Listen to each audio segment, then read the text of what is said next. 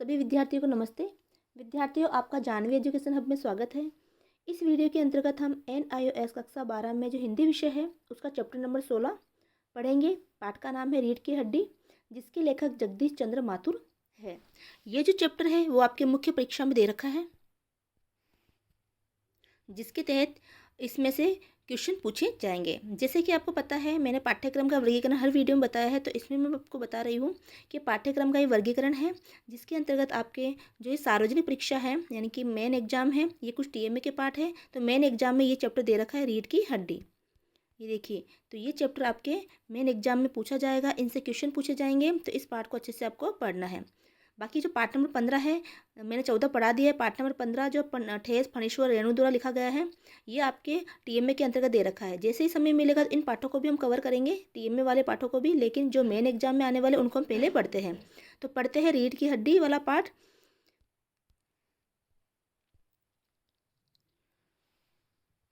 तो रीढ़ की हड्डी, जगदीश चंद्र माथुर। तो देखो, ये जो पाठ है ये एक एकांकी है। जैसे हमारी नाटक की प्रथा होती है ना, वैसे एकांकी होती है जिसमें नाटक किया जाता है। तो हिंदी गद्य की कई विधाएं हैं, जिसमें कविता है, कविता के अलावा आपकी कहानी है, संस्मरण है, रेखा चित्र है, ठीक है। इसी प्रकार यात्रा वृत्तांत है और एक एकांकी भी है। तो एकांकी में पात्र होते हैं, पात्र के जरिए हम किसी भी समाज की कृतियों के ऊपर करारा प्रहार करते हैं। तो ये चैप्टर भी जो है एक विवाह की जो कुरीतियाँ हैं उस पर प्रहार किया गया है कि वैवाहिक संबंधों में किस तरह की कुरीतियों को अपनाया जाता है। तो इसी के आधार पर ये एकांकी लिखी गई है।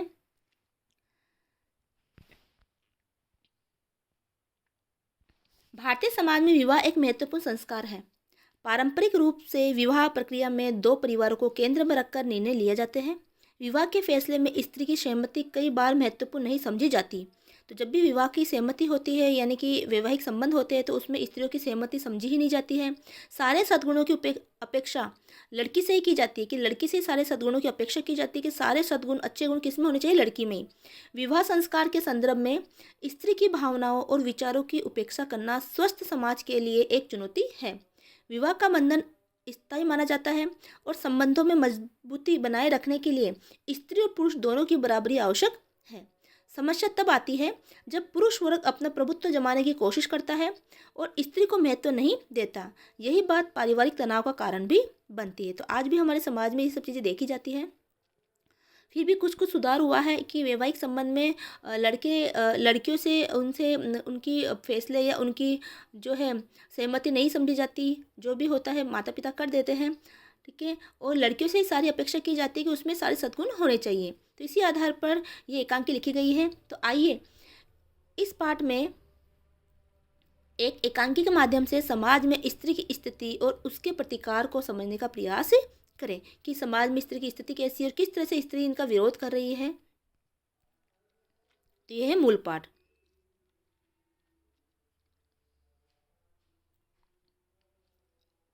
मामूली तरह से सजा हुआ एक कमरा। तो एकांकी है, तो एकांकी में पहले जैसे कि हम कोई नाटक करते हैं, कहीं पर भी हम कोई नाटक देखते हैं तो उसका जो बैकग्राउंड होता है नाटक का, तो उसी हिसाब से यहाँ बताया गया है कि मामूली तरह से सजा हुआ एक कमरा है। अंदर के दरवाजे से आते हुए जिन महाशय की पीठ नजर आ रही है वे अधेड़ उम्र के मालूम होते हैं। कि अंदर से आते हुए एक महाशय है, एक व्यक्ति है जिसकी पीठ ही नजर आ रही, तो ऐसा लग रहा है कि वो अधेड़ उम्र के हैं। एक तख्त को पकड़े हुए पीछे की ओर चलते चलते कमरे में आते हैं। तख्त का दूसरा सिरा उनके नौकर ने पकड़ पकड़ रखा है। तो तख्ते को पकड़े हुए है, तो एक सिरा तो नौकर ने पकड़ रखा है और एक सिरा इन महाशय ने पकड़ रखा है। बाबू, अब ये बाबू कहते हैं, जो बाबू है वो कह रहे अबे धीरे धीरे चल, अब तख्त को उधर मोड़ दे, इधर बस बस। नौकर, बिछा दूँ साहब? बाबू जरा तेज आवाज में, और क्या करेगा? परमात्मा के यहाँ अक्ल बट रही थी तो तू देर से पहुंचा था क्या? बिछा दूँ साहब, और यह पसीना किस लिए बहाया है? नौकर, तक बिछाता है, ही, यानी वो नौकर हंसने लगता है। बाबू, अब बाबू कहते हैं, हंसता क्यों है? अबे हमने भी जवानी में कसरतें की है, कलशों से नहाता था लोटों की तरह। कल से यानी जो कलश होता है, घड़ा होता है, क्योंकि हम तो घड़े से नहाते थे, इतना वजन हम उठा लेते थे उस समय, है ना। लोटों की तरह उनको उठा के हम नहा लेते थे। ये तख्त क्या चीज़ है? उसे सीधा कर, यूँ, हाँ बस। और सुन, भौजी से दरी मांग ला इसके ऊपर बिछाने के लिए, चद्दर भी, कल जो धोबी के यहाँ से आई है वही। नौकर जाता है। बाबू साहब इस बीच में मेज़ पोस्ट ठीक करते हैं, एक झाड़न से गुलदस्ते को साफ करते हैं, कुर्सियों पर भी दो चार हाथ लगाते हैं। सहसा घर की मालकिन प्रेमा आती है। गंदुमी रंग यानी कि होता है गेरुआ रंग, यानी गेहुआ रंग था उनका। छोटा कद, चेहरे और आवाज़ से जाहिर होता है किसी काम में बहुत व्यस्त है। तो उनके चेहरे और आवाज़ से ऐसे पता चलता है कि वो किसी काम में बहुत ही व्यस्त है। उनके पीछे पीछे भीगी बिल्ली की तरह नौकर आ रहा है, खाली हाथ। बाबू साहब बाबू साहब का नाम क्या है? रामस्वरूप है ना।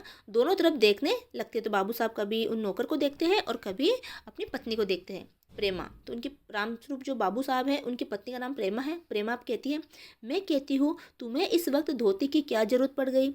एक तो वैसे ही जल्दी जल्दी में। रामस्वरूप, धोती? प्रेमा, हाँ, अभी तो बदल कर आए हो और फिर न जाने किस लिए। रामस्वरूप, लेकिन तुमसे धोती मांगी किसने? प्रेमा, यही तो कह रहा था रतन, जो रतन को उन्होंने भेजा था। ठीक है, तो यही तो कह रहा था रतन। रामस्वरूप, क्यों बे रतन, तेरे कानों में डांट लगी है क्या? मैंने कहा था धोबी के यहाँ से जो चद्दर आई है उसे मांग ला। अब तेरे लिए दूसरा दिमाग कहाँ से लाऊं, उल्लू कहीं का। प्रेमा, अच्छा, जब पूजा वाली कोठरी में लकड़ी के बक्से के ऊपर धुले हुए कपड़े रखे हैं ना, उन्हीं में से एक चादर उठा ला। रतन, और दरी?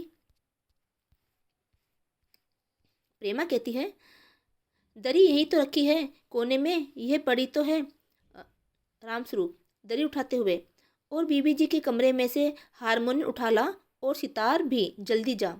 रतन जाता है। पति पत्नी तख्त पर दरी बिछाते हैं। तो रामस्वरूप और प्रेमा दोनों पति पत्नी हैं और वो तख्त पर दरी बिछाते हैं। प्रेमा, लेकिन वह तुम्हारी लाडली बेटी तो मुंह फुलाए पड़ी है। रामस्वरूप, मुंह फुलाए? और तुम उसकी माँ, किस मर्ज की दवा हो? यानी अगर वो मुंह फुलाए पड़ी हो तुम उसको मनाओ। जैसे तैसे करके तो वे लोग पकड़ में आए हैं। अब तुम्हारी बेवकूफ़ी से सारी मेहनत बेकार जाए तो मुझे दोष मत देना। प्रेमा, तो मैं ही क्या करूं, सारे जतन करके तो हार गई। तुम्ही ने उसे पढ़ा लिखा कर इतना सिर चढ़ा रखा है। मेरी समझ में तो ये पढ़ाई लिखाई के जंजाल आते नहीं। अपना जमाना अच्छा था, आ ई पढ़ ली, गिनती सीख ली और बहुत हुआ तो स्त्री सुबोधनी पढ़ ली। स्त्री सुबोधनी जिसमें ना स्त्रियों के क्या क्या कार्य होते हैं, किस तरह से उनको गृहस्थी चलानी होती है, इस तरह से कोई किताबें आती थी। सच पूछो तो स्त्री सुबोधनी में ऐसी ऐसी बातें लिखी है, ऐसी बातें कि क्या तुम्हारी बीए एमए की पढ़ाई होगी। और आजकल के तो लक्षण ही अनोखे हैं, यानी आजकल के बच्चों के तो लक्षण ही क्या है, अनोखे हैं। रामस्वरूप, ग्रामोफोन बाजा होता है ना? तो उन्होंने कहा, रामस्वरूप ने, कि ग्रामोफोन बाजा होता है ना? प्रेमा, क्यों? रामस्वरूप, दो तरह का होता है। तो जो ग्रामोफोन होता है तो वो दो तरह का होता है। एक तो आदमी का बनाया हुआ, उसे एक बार चलाकर जब चाहे तब रोक लो। और दूसरा परमात्मा का बनाया हुआ, रिकॉर्ड एक बार चढ़ा चढ़ा तो रुकने का नाम नहीं। तो इस तरह से वो अपने बीवी जो उनकी बोले उस पर व्यंग्य कस रहे हैं। प्रेमा, हटो भी, तुम्हें ठिठोली की सूझती रहती है। ठिठोली यानी मजाक सूझती रहती है। ये तो होता ही नहीं कि उस अपनी उमा को राह पर लाते। अब देर ही कितनी रही है उन लोगों के आने में। तो उमा उनकी बेटी का नाम है। रामस्वरूप, तो हुआ क्या? प्रेमा, तुम्ही ने तो कहा था कि जरा ठीक ठाक करके नीचे लाना। आजकल तो लड़की कितनी ही सुंदर हो, बिना टिमटाम के भला कौन पूछता। टिमटाम यानी कि बिना सजावट के, बिना मेकअप के उनको कौन पूछता है। इसी मारे मैंने तो पाउडर वोडर उसके सामने रखा था। पाउडर यानी जो पाउडर होता है चेहरे पे लगाने का, और बाकी की जो सामग्री होती है मेकअप की, वो मैंने उनके सामने रखी थी। पर उसे तो इन चीज़ों से न जाने किस जन्म की नफरत है। मेरा कहना था कि आंचल में मुंह लपेट कर लेट गई, तो मैंने तो कहा और उसने क्या किया, आंचल में यानी कि मुंह लपेट कर वो लेट गई। भाई, मैं बाज आई तुम्हारी इस लाडली से। रामस्वरूप, न जाने कैसा उसका दिमाग है, वरना आजकल की लड़कियों के सहारे तो पाउडर का कारोबार चल रहा है। प्रेमा, अरे मैंने तो पहले ही कहा था, इंटरेस्ट की पास करा देते, लड़की अपने हाथ रहती और इतनी परेशानी न उठानी पड़ती। पर तुम तो इंटरेस्ट यानी कि सिर्फ तुम उसको 10वीं पास करवा देते, लेकिन तुमने तो उसको आगे की पढ़ाई करवा दी। तो लड़की भी अपने हाथ में रहती है, कम पढ़ी लिखी होती तो। रामस्वरूप बात काट कर, चुप चुप, दरवाजे में झांकते हुए, तुम्हें कतई अपनी जबान पर काबू नहीं है। कल ही यह बात बता दिया था कि उन सब लोगों के सामने जिक्र और ढंग से होगा, मगर तुम तो अभी से सब कुछ उगलते देती हो। उनके आने तक तो न जाने क्या हाल करोगी। प्रेमा, अच्छा बाबा, मैं न बोलूँगी, जैसी तुम्हारी मर्जी हो करना, बस मुझे तो मेरा काम बता दो। रामस्वरूप, तो उमा को जैसे हो तैयार कर लो। न सही पाउडर, वैसे कौन बुरी है, पान लेकर भेज देना उसे। और नाश्ता तो तैयार है ना। रतन का आना। आ गया रतन, इधर ला इधर। बाजा नीचे रख दे, चद्दर खोल, पकड़ तो जरा इधर से, चद्दर बिछाते हैं। प्रेमा, नाश्ता तो तैयार है, मिठाई तो वे लोग ज़्यादा खाएंगे नहीं, कुछ नमकीन चीज़ें बना दी है, फल रखे हैं ही, चाय तैयार है और टोस्ट भी, मगर हाँ मक्खन, मक्खन तो आया ही नहीं। रामस्वरूप, क्या कहा, मक्खन नहीं आया? तुम्हें भी किस वक्त याद आई है? जानती हो कि मक्खन वाले की दुकान दूर है, पर तुम्हें तो ठीक वक्त पर कोई बात सूझती ही नहीं। अब बताओ, रतन मक्खन लाए कि यहाँ का काम करे? दफ्तर के चपरासी से कहा था आने के लिए, सो नखरों में नखरों के मारे। प्रेमा, यहाँ का काम कौन ज़्यादा है, कमरा तो सब ठीक ठाक है ही, बाजा सितार आ ही गया है, नाश्ता यहाँ बराबर वाले कमरे में ट्रे में रखा हुआ है, सो तुम्हें पकड़ा दूंगी, एक आध चीज़ खुद ले आना। इतनी देर में रतन मक्खन ले ही आएगा, दो आदमी ही तो है। रामस्वरूप, हाँ, एक तो बाबू गोपाल प्रसाद और दूसरा खुद लड़का, यानी कि एक तो बाबू गोपाल प्रसाद आ रहे हैं और एक उनका लड़का आ रहा है। देखो, उमा से कह देना कि जरा करीने से आए, करीने यानी थोड़े सलीके से आए, ये लोग जरा ऐसे ही है, गुस्सा तो मुझे बहुत आता है इनके दकियानुसी ख्यालों पर। खुद पढ़े लिखे हैं, वकील है, सभा सोसाइटी में जाते हैं, मगर लड़की चाहते हैं ऐसी कि ज़्यादा पढ़ी लिखी न हो। प्रेमा, ओ लड़का। रामस्वरूप, बताया तो था तुम्हें, बाप शेर तो लड़का सवा शेर, बीएससी के बाद लखनऊ में ही तो पढ़ता है, मेडिकल कॉलेज में। कहता है कि शादी का सवाल दूसरा है, तालीम का दूसरा। क्या करूं, मजबूरी है, मतलब अपना है, वरना इन लड़कों और उनके बापों को ऐसी कोरी कोरी सुनाता कि ये भी। रतन, जो अब दरवाजे के पास चुपचाप खड़ा हुआ था, जल्दी जल्दी, बाबूजी बाबूजी। रामस्वरूप, क्या है? रतन, कोई आते हैं।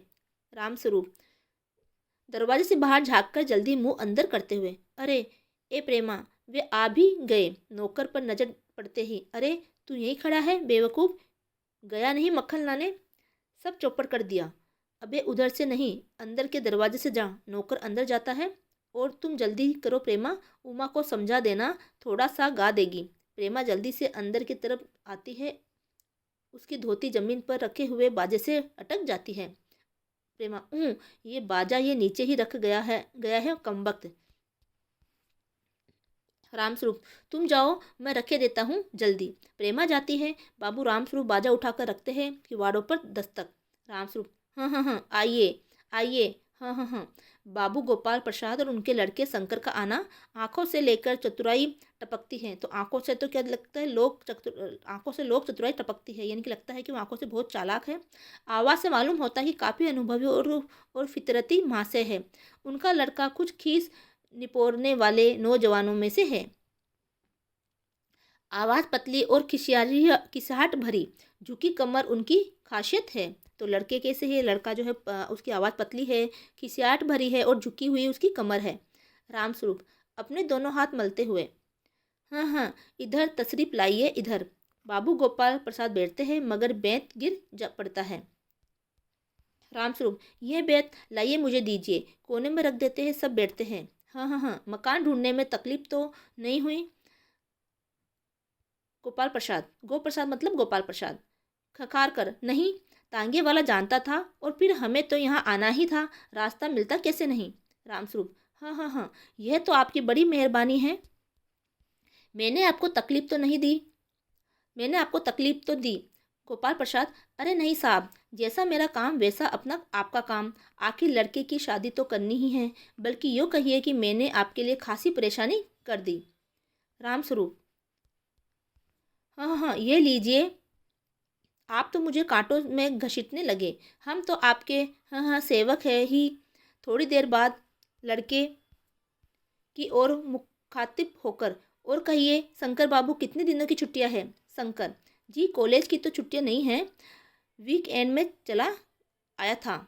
रामस्वरूप, आपके कोर्स खत्म होने में तो अब साल भर रहा होगा। शंकर, जी यही कोई साल 2 साल। रामस्वरूप, साल 2 साल। शंकर, हाँ हाँ हाँ, जी एक का साल का मार्जिन रखता है। गोपाल प्रसाद, बात यह है साहब कि ये शंकर 1 साल बीमार हो गया था। क्या बताए, इन लोगों को इसी उम्र में सारी बीमारियां सताती है। एक हमारा जमाना था कि स्कूल से आकर दर्जनों कचौड़ियाँ खा उड़ा जाते थे, मगर फिर जो खाना खाने बैठते तो वैसे ही वैसी भूख। रामस्वरूप, कचौड़ियाँ भी तो उस जमाने में पैसों की 2 आती थी। गोपाल प्रसाद, जनाब ये हाल था कि 4 पैसे में ढेर सी बलाई आती थी और अकेले 2 आने की हजम करने की ताकत थी अकेले। और अब तो बहुतेर खेल वगैरह ही भी होते हैं स्कूल में। न तब न कोई वॉलीबॉल जानता था, न टेनिस, न बैडमिंटन, बस कभी हॉकी या क्रिकेट कुछ लोग खेला करते थे। मगर जानता मगर मजाल की कोई कह जाए कि यह लड़का कमज़ोर है। शंकर और रामस्वरूप किसे निपोते हैं। रामस्वरूप, जी हाँ, जी हाँ, उस जमाने की बात ही दूसरी थी। हाँ हाँ हाँ। गोपाल प्रसाद जोशीली आवाज़ में, तो देखो ये जो हाँ हाँ हाँ आ रहा है इसका मतलब वो वहाँ हंस रहे हैं। गोपाल प्रसाद जोशीली आवाज़ में कहते हैं, और पढ़ाई का ये हाल था कि एक बार कुर्सी पर बैठे की 12 घंटे की सीटिंग हो गई। 12 घंटे जनाब, मैं सच कहता हूँ कि उस जमाने का मैट्रिक भी वह अंग्रेजी लिखता था फर्राटे की, कि आजकल के MA की मुकाबिल नहीं कर सकते। रामस्वरूप, जी हाँ, जी हाँ, ये तो है ही। गोपाल प्रसाद कहते हैं, माफ़ कीजिए बाबू। रामस्वरूप, उस जमाने की जब याद आती है अपने को जब्त करना मुश्किल हो जाता है, यानी अपने आप पर काबू पाना मुश्किल हो जाता है। रामस्वरूप, हाँ हाँ हाँ, जी हाँ, वह तो रंगीन जमाना था, रंगीन जमाना। शंकर भी ही करता है, यानी वो हंसते हैं। गोपाल प्रसाद एक साथ अपनी आवाज़ और तरीका बदलते हुए, अच्छा तो साहब बिजनेस की बातचीत हो जाए। रामस्वरूप चौंक कर, बिजनेस, बीज समझकर, ओह अच्छा अच्छा, लेकिन जरा नाश्ता तो कर लीजिए। उठते हैं।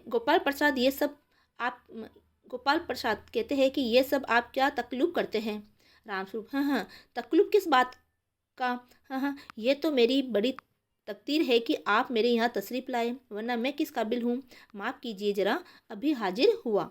अब गोपाल प्रसाद जो के लिए रामस्वरूप जो है अंदर उनके लिए नाश्ता लाने चले जाते हैं। अंदर जाते हैं गोपाल प्रसाद थोड़ी देर बाद दबी आवाज़ में, आदमी तो भला है, मकान वकान से हैसियत भी बुरी नहीं मालूम होती, पता चले लड़की कैसी है। शंकर, जी, तो वो शंकर से मन में ही वो धीरे कम आवाज़ में बोलते हैं कि आदमी तो ये भला है, मकान भी उनका अच्छा है, हैसियत भी अच्छी दिख रही है, पर पता नहीं लड़की कैसी होगी। यानी कि शंकर जो है, शंकर के लिए गोपाल प्रसाद लड़की देखने आए थे, दोनों बाप बेटे ही आए हैं। कुछ खकार कर इधर उधर देखता है। गोपाल प्रसाद, क्यों, क्या हुआ। शंकर, कुछ नहीं। गोपाल प्रसाद, झुककर क्यों बैठते हो, ब्याह तय करने आए हो, कमर सीधी करके बैठो। तुम्हारे दोस्त ठीक कहते हैं कि शंकर की बैकबोन है, बैकबोन यानी टूटी हुई कमर है, यानी वो झुककर बैठता है शंकर। इतने में बाबू रामस्वरूप आते हैं, हाथ में चाय की ट्रे लिए हुए मेज पर रख देते हैं। गोपाल प्रसाद, आखिर आप माने नहीं। रामस्वरूप चाय प्याले में डालते हुए, हाँ हाँ हाँ, आपको विलासी चाय पसंद है, सॉरी, आपको विलायती चाय पसंद है या हिंदुस्तानी। गोपाल प्रसाद, नहीं नहीं साहब, मुझे आधा दूध और आधी चाय दीजिए, और ज़रा चीनी ज़्यादा डालिएगा। मुझे तो भाई यह नया फैशन पसंद नहीं। एक तो वैसे ही चाय में पानी काफ़ी होता है और फिर चीनी भी नाम के लिए डाली जाती है, तो जायका क्या रहेगा। रामस्वरूप, हाँ हाँ, कहते तो आप सही है, प्याला पकड़ाते हैं। शंकर खकार कर, सुना है सरकार अब ज़्यादा चीनी लेने वालों पर टैक्स लगाएगी। गोपाल प्रसाद चाय पीते हुए, सरकार जो चाहे सो कर ले, पर अगर आमदनी करनी है तो सरकार को बस एक ही टैक्स लगाना चाहिए। रामस्वरूप शंकर को प्याला पकड़ाते हुए, वह क्या। गोपाल प्रसाद कहता है, खूबसूरती पर टैक्स। रामस्वरूप और शंकर हंस पड़ते हैं। मजाक नहीं साहब, ये ऐसा टैक्स है जनाब कि देने वाले चू भी न करेंगे। बस शर्त यह है कि हर एक औरत पर यह छोड़ दिया जाए कि वे अपनी खूबसूरती के स्टैंड के माफिक अपने ऊपर टैक्स तय कर ले, फिर देखिए सरकार की कैसी आमदनी बढ़ती है। रामस्वरूप जोर से हंसते हुए, वाह वाह, खूब सोचा आपने। वाकई आजकल यह खूबसूरती का सवाल भी बेढब हो गया है। हम लोगों के ज़माने में तो यह कभी उठता भी न था। तस्तरी गोपाल प्रसाद की तरफ बढ़ाते हैं, लीजिए। गोपाल प्रसाद समोसा उठाते हुए, कभी नहीं। रामस्वरूप शंकर की तरफ मुखातिब होकर, आपका क्या ख्याल है शंकर बाबू? शंकर, किस मामले में? रामस्वरूप, यही कि शादी तय करने में खूबसूरती का हिस्सा कितना होना चाहिए? गोपाल प्रसाद बीच में ही, ये बात दूसरी है बाबू साहब। बाबू रामस्वरूप, मैंने आपसे पहले भी कहा था, लड़की का खूबसूरत होना निहायत जरूरी है, कैसी कैसे भी हो, चाहे पाउडर वगैरह लगाए, चाहे वैसी हो। वैसे ही बात यह है कि हम आप मान भी जाए, मगर घर की औरतें तो राजी नहीं होती। आपकी लड़की तो ठीक है? रामस्वरूप, जी हाँ, वह तो अभी आप देख लीजिएगा। गोपाल प्रसाद, देखना क्या, जब आपसे इतनी बातचीत हो चुकी है तब तो ये रस्म ही समझिए। रामस्वरूप, ये तो आपका मेरे ऊपर भारी एहसान है। गोपाल प्रसाद, और जायचा यानी जन्म पत्र तो मिल ही गया होगा, यानी कि उस जमाने में तो जन्म पत्र भी मिलाई जाती थी, आज भी मिलाते हैं, तो जन्म पत्र तो मिल ही गया होगा। रामस्वरूप, जी, जायचे का मिलना क्या मुश्किल बात है, ठाकुर जी के चरणों में रख दिया, बस खुद ब खुद मिला हुआ समझिए। गोपाल प्रसाद, ये ठीक कहा आपने, बिल्कुल ठीक, थोड़ी देर रुक कर, लेकिन हाँ, ये जो मेरे कानों में भनक पड़ी है, ये तो गलत है ना? रामस्वरूप चौंक कर, क्या? गोपाल प्रसाद, यह पढ़ाई लिखाई के बारे में? जी हाँ, साफ बात है साहब, हमें ज़्यादा पढ़ी लिखी लड़की नहीं चाहिए। मेम साहब तो रखनी नहीं, कौन भुगतेगा उनके नखरों को, बस हद से हद मैट्रिक पास होनी चाहिए, क्यों शंकर? शंकर, जी हाँ, जी हाँ, कोई नौकरी तो करानी नहीं। रामस्वरूप, नौकरी का तो कोई सवाल ही नहीं उठता।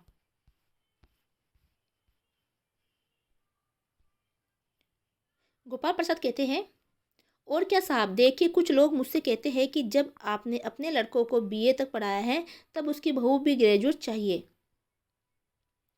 भला पूछिए इन अक्ल के ठेकेदारों से कि क्या लड़कों की पढ़ाई और लड़कियों की पढ़ाई एक बात है? अरे, मर्दों का काम तो है ही पढ़ना और काबिल होना। अगर औरतें भी वही करने लगी, अंग्रेजी अखबार पढ़ने लगी और पॉलिटिक्स वगैरह पर बहस करने लगी, तब तो हो चुकी गृहस्थी। जनाब, मोर के पंख होते हैं मोरनी के नहीं, शेर के बाल होते हैं शेरनी के नहीं। रामस्वरूप, जी हाँ, और मर्द की दाढ़ी होती है औरत की नहीं। हाँ हाँ हाँ, तो इस तरह से वो बातें करते हैं। शंकर भी हंसता है, मगर गोपाल प्रसाद गंभीर हो जाते हैं। गोपाल प्रसाद, हाँ हाँ, वह भी सही है, कहने का मतलब ये है कि कुछ बातें दुनिया में ऐसी है जो सिर्फ मर्दों के लिए है, और ऊंची तालीम भी ऐसी चीज़ों में से ही एक है। रामस्वरूप शंकर से, चाय और लीजिए। शंकर, धन्यवाद जी, पी चुका। रामस्वरूप गोपाल प्रसाद से, आप? गोपाल प्रसाद, बस साहब, अब तो ख़त्म ही कीजिए। रामस्वरूप, आपने तो कुछ खाया ही नहीं, चाय के साथ टोस्ट नहीं थे, क्या बताए वह मक्खन? गोपाल प्रसाद, नाश्ता ही तो करना था साहब, कोई पेट तो भरना नहीं था, और फिर टोस्ट वोस्ट में खाता भी नहीं। रामस्वरूप, हाँ हाँ हाँ, मेज को एक तरफ सरका देते हैं, फिर अंदर के दरवाजे की तरफ मुंह कर जरा जोर से, अरे जरा पान भिजवा देना, सिगरेट मंगवाऊं? गोपाल प्रसाद, जी नहीं। पान की तस्तरी हाथों में लिए उमा आती है, सादगी के कपड़े, गर्दन झुकी हुई। बाबू गोपाल प्रसाद आंखें गाड़ कर और शंकर आंखें छिपाकर उसे ताक रहे हैं।